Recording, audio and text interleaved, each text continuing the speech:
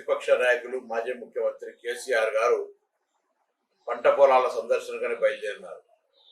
సంతోషం. శాసనసభ సమావేశాల చర్చకు రాకపోయినా ప్రతిపక్ష నాయకుని అనే బాధ్యతతోటి ఈరోజు పంట పొలాలు తిరుగుతున్నటువంటి మీకు తప్పకుండా మా ప్రభుత్వం తరఫున ఎక్కడైనా పంట పొలాలకు ఇబ్బంది ఉంటే చూపెట్టమని కోరుతా ఉన్నాం.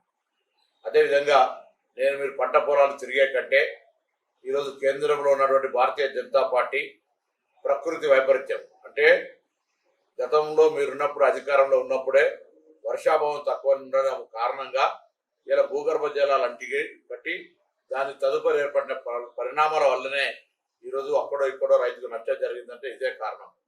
ప్రాజెక్టులో నీళ్ళ నిల్వ దాని మేనేజ్మెంట్కి సంబంధించి మీరు ఎప్పుడు ఎక్కడ చర్చకు రమ్మంటే కూడా మన ప్రభుత్వం చర్చకు రావడానికి సిద్ధంగా ఉన్నది.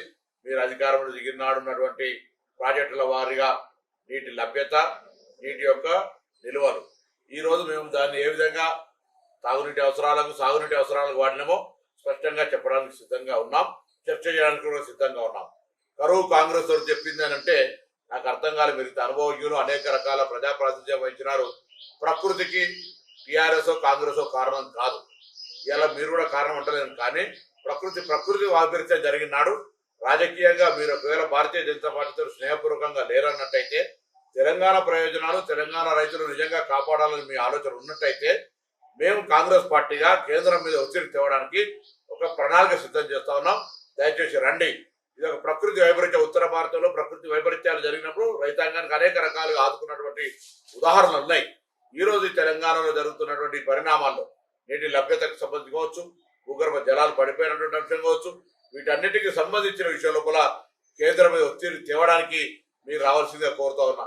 మీకు తెలుసు, కరీంనగర్ తిరిగే సందర్భంగా భారతీయ జనతా పార్టీ పార్లమెంట్ సభ్యుడు ఏది పడితే అది మాట్లాడుతూ ఉన్నాడు. రైతుల దగ్గర ముసలిక నీరు రాష్ట్ర దీక్ష చేస్తా ఉన్నాడు.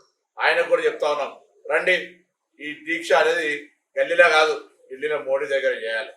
మోడీ తెలంగాణ విభజన హామీలు అమలు చేయలే, తెలంగాణ రైతాంగాన్ని ఆదుకోవడానికి ప్రయత్నం జరగలే, తెలంగాణకు జాతీయ ప్రాజెక్ట్ ఇయ్యలే, మీరు ఎన్నడూ కూడా అడగలే. మీరు దానికి అడిగేటువంటి ధైర్యం కూడా లేదు.